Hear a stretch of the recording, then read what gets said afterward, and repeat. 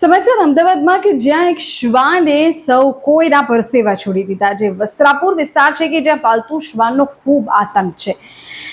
વસ્ત્રાપુરની લાજ સોસાયટી કે જ્યાં રોટવીલર શ્વાને 9 વર્ષના બાળક પર હુમલો કરી દીધો છે. શ્વાન માલિક દ્વારા શ્વાનને કોઈ પણ પ્રકારની સાવચેતી વગર જાહેરમાં છૂટો મૂકી દેવામાં આવ્યો અને એ બાદ 9 વર્ષનું બાળક કે જેને આ શ્વાન જે છે તેને ગંભીર ઈજા પહોંચાડી છે. માહિતી એવી છે કે આ શ્વાને એવો હુમલો કર્યો કે બાળકને માથા અને આંખના ભાગે ગંભીર ઈજા થઈ છે. 9 વર્ષના બાળક ઉપર આ હુમલો થયો છે. શ્વાન માલિક જે છે તેની સામે હવે વસ્ત્રાપુર પોલીસ સ્ટેશનમાં ગુનો નોંધાયો છે. વસ્ત્રાપુરની લાજ સોસાયટીના સભ્યો એવું કહી રહ્યા છે કે શ્વાન માલિકની દાદાગીરી છે અને તેના કારણે સૌ કોઈ પરેશાન છે. તેમનો તો એવો પણ આરોપ છે કે આ પહેલા પણ તેમની સોસાયટીમાં આ જ શ્વાન માલિકના શ્વાને હુમલો કર્યો હતો.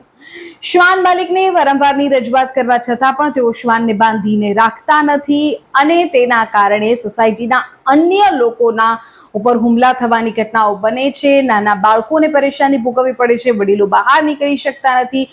સોસાયટીના રહીશો પરેશાન થઈ ગયા છે. તેમની માંગ છે કે શ્વાન માલિક પ્રતિબંધિત અને જરૂરી મંજૂરી વગર શ્વાનને ઘરમાં રાખે, તેને બાંધીને રાખે અને તેમની સામે શ્વાન માલિકની સામે પગલાં લેવામાં આવે.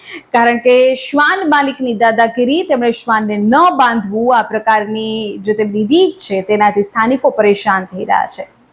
તમારું શું કહેવું છે? શું શ્વાન માલિકોએ એ તકેદારી લેવી જોઈએ કે પછી સામાન્ય લોકો નથી સમજી શકતા એ શ્વાન માલિકોને કે જેઓ પેટ્સને રાખે છે? વારંવાર આ પ્રકારના પ્રશ્નો આવે છે કે જ્યાં કોઈ એક વ્યક્તિના ઘરમાં રહેલું પેટ અન્ય લોકોને પરેશાન કરતું હોય, તેનાથી અન્યને પરેશાની હોય, તો અહીં આખો મુદ્દો જે છે તે ક્યાં આવીને અટકે છે?